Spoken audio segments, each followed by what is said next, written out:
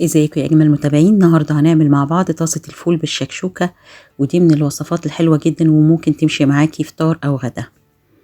اول حاجه بنجيب الطاسه بتاعتنا على النار وبننزل فيها بشويه من الزيت. بعد كده بننزل فيهم ببصلتين مفرومين فرم ناعم.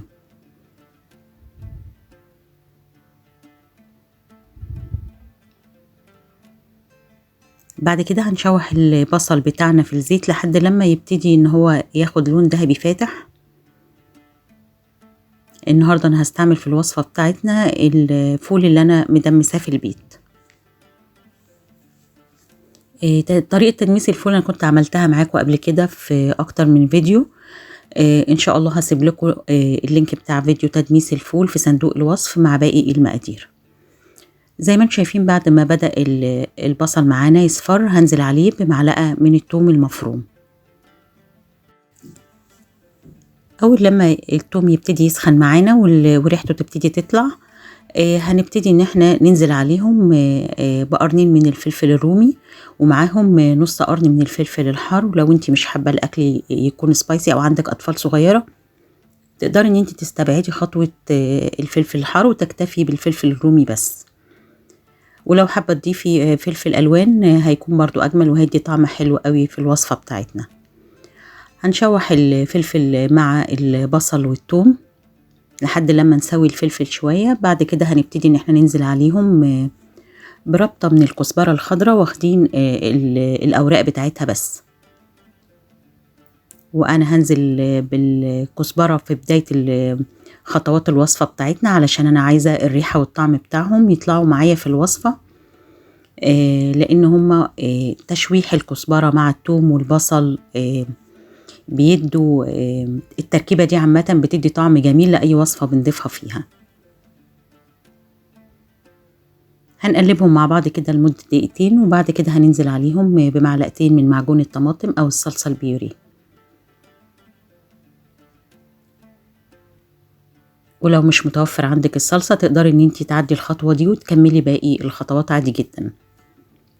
هنكون مجهزين عندنا في الوقت ده 4 حبات متوسطين من الطماطم مقطعينهم مكعبات، وتقدري ان انتي تبشريهم بالمبشره. الاتنين هيدوكي طعم هايل للوصفه. هنفضل نقلب الصلصه كده لمده دقيقتين علشان عايزين ناخد كل اللون بتاعها، وكمان علشان نتخلص من المواد الحافظه اللي بتكون موجوده فيها. بالنسبه للتوابل اللي هنستعملها النهارده في الوصفه بتاعتنا توابل بسيطه جدا. هنستعمل معلقه صغيره من الملح، معلقه صغيره من الفلفل الاسود، ومعلقه يعني معلقه كبيره من الكمون، دي اساسي في الوصفه بتاعتنا النهارده، ومعلقه صغيره من الكزبره المطحونه.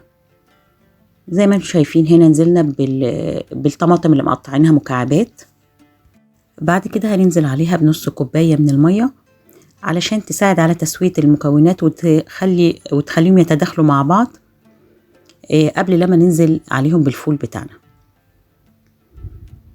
هقول لكم سريعا كده طريقه تدميس الفول.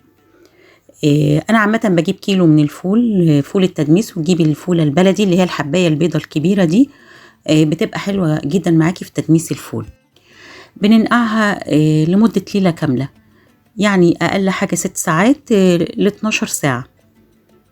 كل لما تنقعيها بتاخد وقت اقل معاكي في التسويه، وبتفتح معاكي كده الفوله وبتخليها تكون طريه وحلوه جدا في التسويه بتاعتها.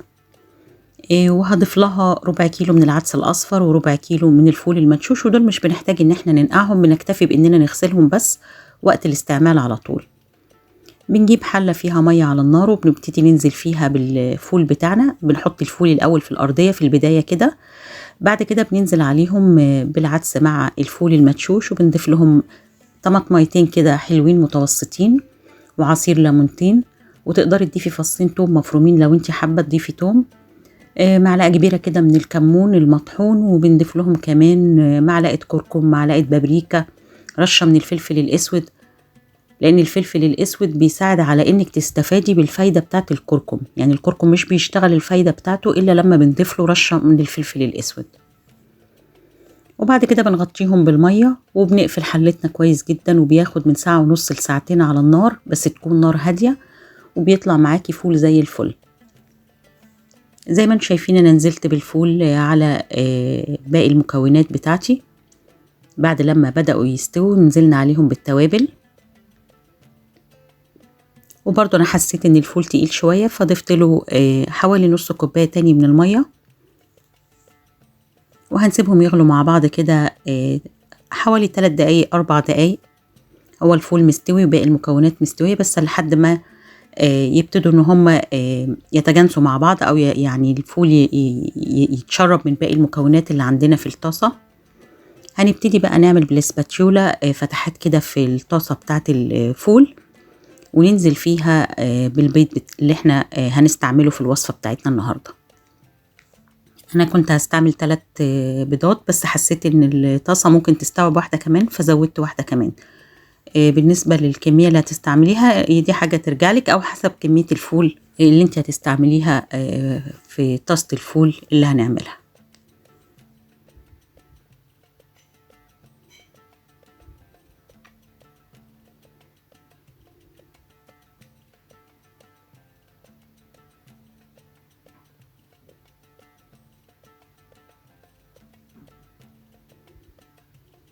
بعد كده هنبتدي نفتح صفار البيض بالسباتيولا كده ببساطة، ونضغط عليه لتحت علشان ندخله في الفول، وهنديله رشة من الفلفل الاسود كده على الوش، وهنغطيه ونهدي النار عليه خالص لحد لما نتأكد ان البيض استوى معانا تماما. في طريقة تانية للوصفة دي، تقدري ان انتي قبل ما تضيفي البيض تنزلي بالفول في طاجن، وبرضو تعملي فيه نفس الفتحات وتنزلي فيها بالبيض وتدخليه الفرن لحد لما يستوي معاكي. الطريقتين حلوين وبيدوا نفس النتيجة ونفس الطعم. زي ما انتم شايفين نزلت عليهم برشة من الفلفل الاسود، وهغطيهم وهسيبه خالص لحد لما كل البيض يستوي تماما. هنا انا اختبرت البيض بالسكينة كده ولقيته ان هو تماسك واستوى معايا كويس جدا، وبكده بتكون الوصفة بتاعتنا خلاص كده استوت. هنديلها بقى من على الوش كده رشة من البقدونس، وهقدمه في الطاسة زي ما هو كده، ومعايا عيش بلدي. وتقدري بقى تحطي جنبيه مخلل، بطاطس محمرة، بتنجان مخلل. لو في وصفة غدا تقدري تعملي جنبيه كده طبق بتنجان وفلفل مقليين، او طبق مسقعة. وصفة حلوة وسريعة. وكمان لو انتي الفول متدمس عندك ومحطوط في اكياس في الفريزر، ده بيسهل معاكي جدا ان انتي تستعمليه في اي وصفة، في فطار او في غدا. وجبة سهلة واقتصادية. انا بحاول اعمل لكم الوصفات الاقتصادية السريعة، وكمان تكون متكاملة العناصر الغذائية، وفيها كل المكونات اللي احنا بنكون محتاجينها في الوجبات بتاعتنا. عندنا هنا الفول النهاردة بقوليات، ودي مليانة بروتين، ومعنا كمان البيض فيه نسبة بروتين حلوة جدا. الطماطم، البصل، الثوم، الخضرة، كل دي عناصر لوجبة غذائية متكاملة وكمان صحية. تقدري ان انت تقدميها وانت مطمنة جدا لولادك، وفي نفس الوقت وجبة سريعة وخفيفة وسهلة بمكونات بسيطة جدا ومتوفرة عندك في البيت. يا رب الفيديو بتاعي النهاردة يكون عجبكم ويكون رضاكم، واكون قدرت اوصل لكم اي معلومة ولو كانت بسيطة. ولو عجبكم الفيديو بتاعي ما تنسوش تكتبوا لي رأيكم في التعليقات، وبألف هنا. مع السلامة.